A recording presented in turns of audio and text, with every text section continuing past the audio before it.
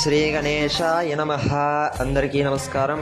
మన అత్తిలి గ్రామంలో వేయించేసి ఉన్న శ్రీ వేణుగోపాల స్వామి వారికి రేపు ముక్కోటి ఏకాదశి సందర్భముగా ఈరోజు అనగా గురువారం నాడు ఉదయం 5 గంటల నుండి స్వామివారికి అభిషేక కార్యక్రమాలు ప్రారంభమైనవి.